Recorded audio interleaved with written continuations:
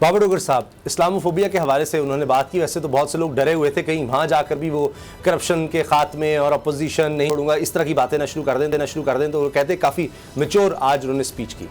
اسامہ صاحب بڑی articulate speech تھی, بڑی زبردست سپیچ تھی. وہ سارے پوائنٹ جو میرے ذہن میں تھے وہ پرائم منسٹر نے وہاں پر کہے. اسلاموفوبیا کے حوالے سے, کشمیر ایشو کے حوالے سے, پیلسٹائن کے ایشو کے حوالے سے انہوں نے بڑا کیٹیگوریکلی اور بڑا کلیئرلی کہا کہ جناب ہمارے صرف سٹیٹمنٹس کی حد تک ہیں, اس سے آگے کوئی چیز نہیں ہے. او آئی سی کے پاس کوئی پریکٹیکل چیز نہیں ہے. مسئلہ یہ ہے کہ انٹرنیشنل لاز وہ سارے ہمارے حق میں ہیں. اقوام متحدہ کی جتنی بھی سلامتی کونسل کی جو قراردادیں ہیں وہ ساری ہمارے حق میں ہیں, کشمیر کے حق میں ہیں, فلسطین کے حق میں ہیں.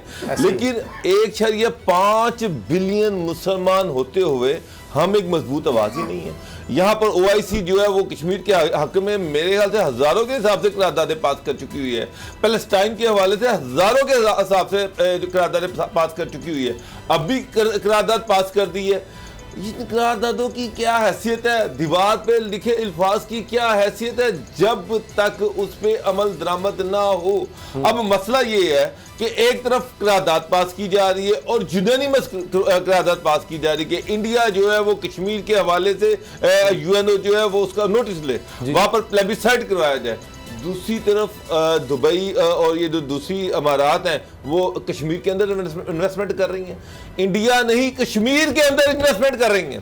پیلسٹائن کو انہوں نے مان لیا, اسرائیل کو انہوں نے اس کے ساتھ سفارتی تعلقات سٹارٹ کر دیے. او آئی سی جو ہے وہ بے بس ہو کے بیٹھی ہوئی ہے اور سارے دیکھ رہے ہیں کہ جو چیزیں نہیں ہونی چاہیے تھی وہ ہو رہی ہیں. ایک سٹیپ آگے جایا جا رہا ہے. انڈیا کے حوالے سے تمام عرب ممالک جو ہیں ان کی اربوں روپے کی وہاں پہ انویسٹمنٹس ہیں.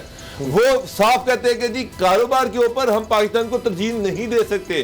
تو پھر میرا سوال یہ ہے کہ پھر دیکھیں ایک بہت بڑا ایونٹ تھا, یہ پاکستان کی بہت بڑی کامیابی ہے. 3-4 دنوں کے لیے کشمیر فلسطین کا ایشو جو ہے وہ دنیا کی ہیڈ لائنز میں آ جائے گا. اس کے بعد آج اس پہ ریزولوشن آ گئی, اس پہ سارے ممالک نے بول دیا, ایک جوائنٹ ڈیکلیریشن بھی آ جائے گا, وہ تمام مسلم ممالک کے اخبارات اور دنیا انٹرنیشنل میڈیا کی زینت بھی بن جائے گا. کل پرسوں چوتھ اس کے بعد کیا ہوگا؟ کیا کشمیر کا مسئلہ اس سے حل ہو جائے گا؟ کیا فلسطین کا مسئلہ حل ہوگا؟ کیا اسلاموفوبیا کا مسئلہ حل ہوگا؟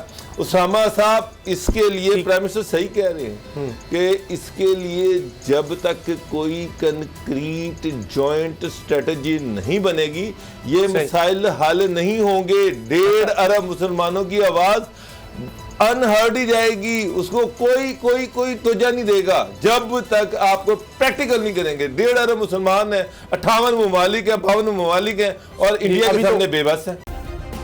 سبسکرائب کریں اور بیل دبائیں تاکہ کوئی خبر رہ نہ جائے.